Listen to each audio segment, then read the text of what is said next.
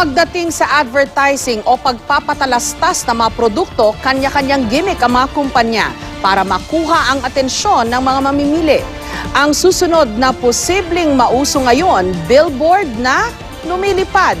Live mula sa Quezon City, si Mark Zambrano may paandar. Jessica, usong-uso ngayon yung mga drone para sa mga professional at mga recreational videographers na nais nga makakuha ng mga kapanapanabik na video. Pero alam mo ba, Jessica, na pati ang mga billboard ngayon kaya ng umandar at lumipad gaya ng mga drone. Narito ang aking paandar. Sa unang tingin, aakalain mong isang higanting saranggola na naglalaro sa iyong papawid ang iyong nakikita. Mabilis, mataas at swabe ang galaw. Ito ang tinuguriang future of advertising, ang flying billboard. Ito ang kauna-unahang flying billboard sa Pilipinas. Kung titingnan nyo, simpleng-simple tingnan, pero matinding teknolohiya ang nasa likod nito.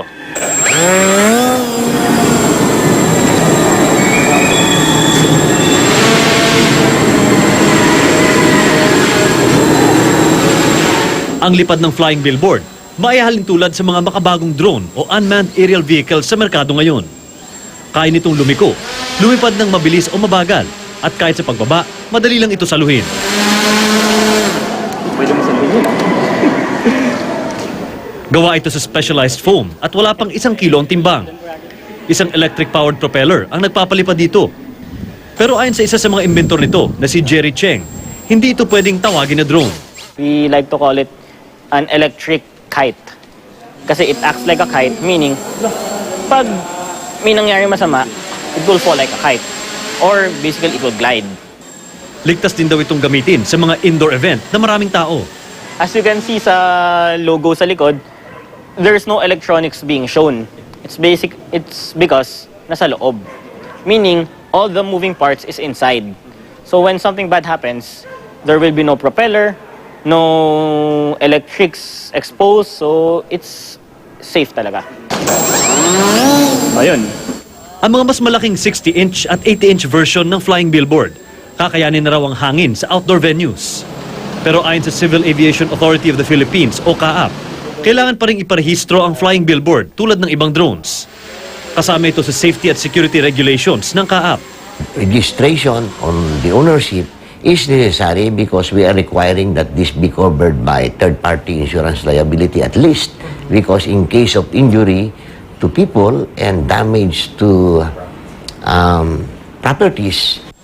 Tinutukoy na rin ng CAAP ang mga no-fly zone kung saan bawal magpalipad ng mga drone. Hindi rin daw ipaparelease ng CAAP sa Bureau of Customs ang mga drone na walang kaukulang papeles. Jessica, sa ngayon ay meron ng 30 drones ang naparehistro sa CAAP, pero ayon nga doon sa mga drone enthusiasts, bago daw magdagdag ng karagdagang protocol ang CAAP pagdating sa mga drone ay kailangan munang linawin kung ano ba talaga ang definition ng isang drone bago sila gumawa ng bagong batas. Jessica?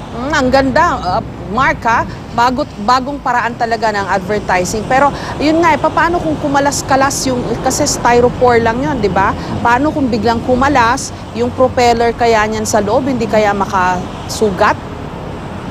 Jessica, yung propeller saka yung mga ibang hardware na ginamit dito sa flying billboard nga na ito, no, ay walang matitigas at walang sharp edges. In fact, yung propeller niya ay made of a very safe plastic lang. Ano? So kahit matanggal ito or may bagsakan ito ay hindi naman magdudulot ng malaking pinsala. Pati yung mismong form at yung mismong design nitong flying billboard ay design in a way na pag bumagsak siya, ay hindi siya masyadong matigas. So kahit ano sinong tamaan ito, ay hindi talaga masyadong masasaktan, Jessica. Maraming salamat sa iyo, Mark Zambrano, sa iyong paandar.